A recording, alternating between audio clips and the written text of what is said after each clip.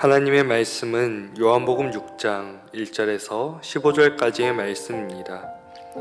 그 후에 예수께서 디베랴의 갈릴리 바다 건너편으로 가시매 큰 무리가 따르니 이는 병자들에게 행하시는 표적을 보았음이러라. 예수께서 산에 오르사 제자들과 함께 거기 앉으시니 마침 유대인의 명절인 유월절이 가까운지라. 예수께서 눈을 들어 큰 무리가 자기에게로 오는 것을 보시고 빌립에게 이르시되 우리가 어디서 떡을 사서 이 사람들을 먹이겠느냐 하시니, 이렇게 말씀하심은 친히 어떻게 하실지를 아시고 빌립을 시험하고자 하심이라. 빌립이 대답하되 각 사람으로 조금씩 받게 할지라도 200데나리온의 떡이 부족하리이다.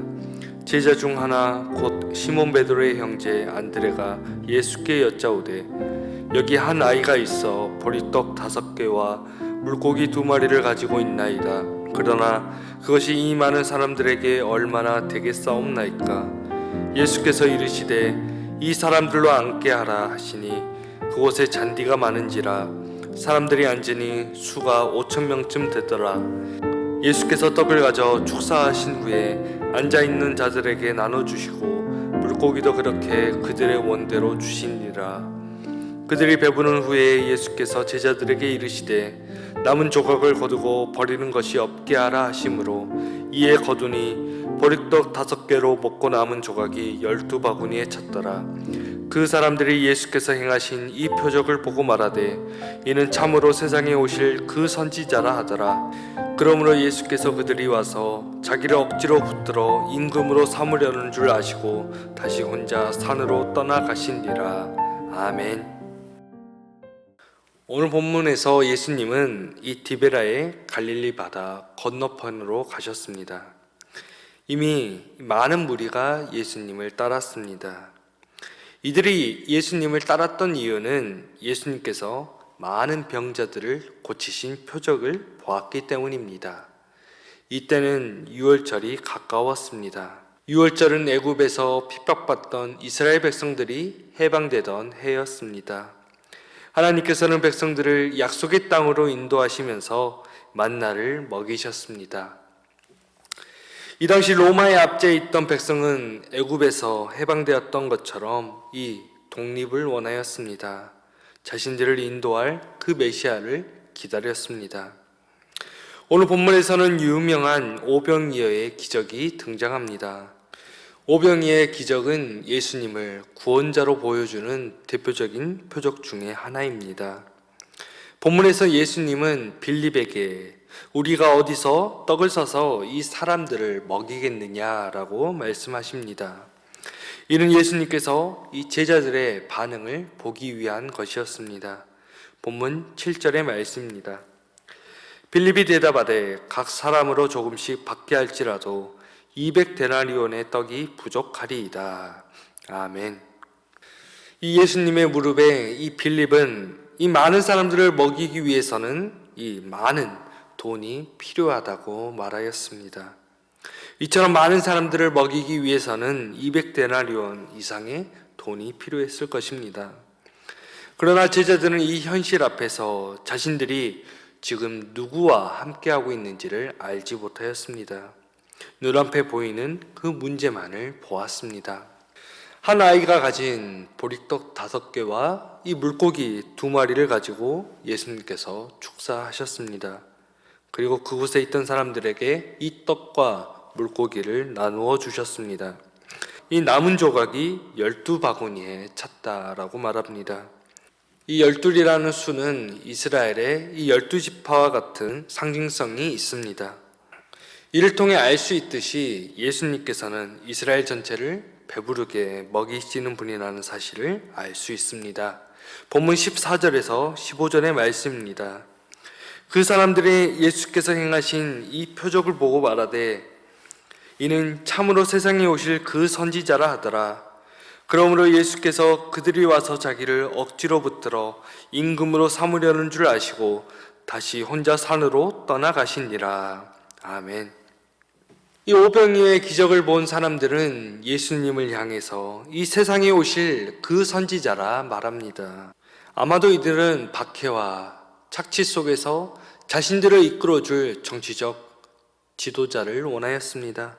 그리고 바로 눈앞에 보이는 예수님이 자신들을 정치적으로 해방시켜줄 왕으로 기대하였습니다. 본문을 보면 예수님께서는 그들이 자기를 억지로 붙잡아 왕으로 삼으려 한다는 것을 알고 사람들을 피해 홀로 산으로 가셨습니다.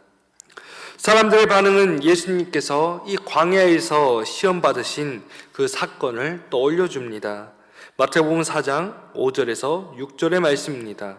이에 마귀가 예수를 거룩한 성으로 데려다가 성전 꼭대기에 세우고 이르되 네가 만일 하나님의 아들이여든 뛰어내리라 기록되었으되 그가 너를 위하여 그의 사자들을 명하시리니 그들이 손으로 너를 받들어 발이 돌에 부딪히지 않게 하리로다 하였는기라.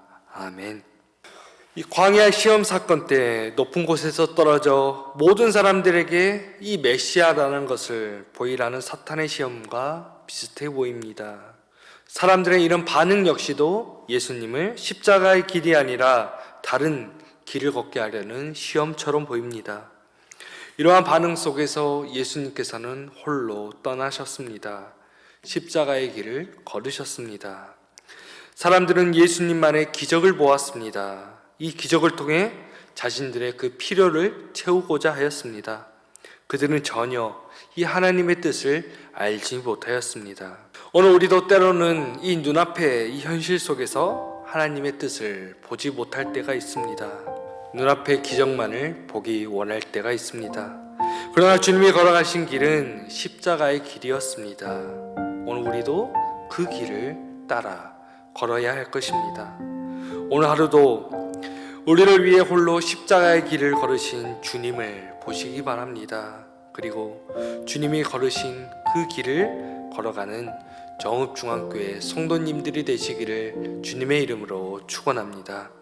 하나님, 오늘 우리는 현실 앞에서 주님의 뜻을 보지 못합니다. 주님, 우리의 눈을 열어 주시옵소서. 우리의 삶 속에서 하나님의 뜻을 구하게 하여 주시옵소서. 주님, 코로나로 전 세계가 어려움 속에 있습니다. 주님, 우리를 보살펴 주시옵소서. 속히 코로나가 종식되어서 모두가 기쁨을 누리게 하여 주시옵소서. 주 예수 그리스도의 은혜와 하나님의 사랑과 성령님의 사귐이 삶 속에서 하나님의 뜻을 구하는 삶을 살아가는 성도들에게 언제나 함께 하시기를 간절히 축원하옵나이다. 아멘.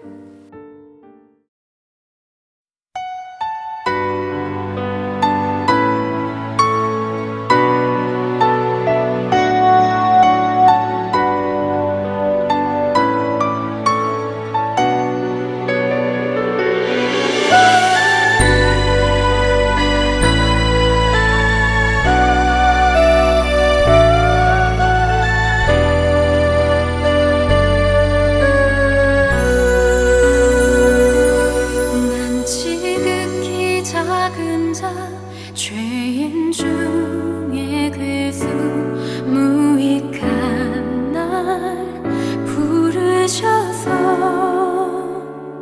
간절한 기대와 소망 부끄럽지 않게 십자가 전개하셨네. 어디든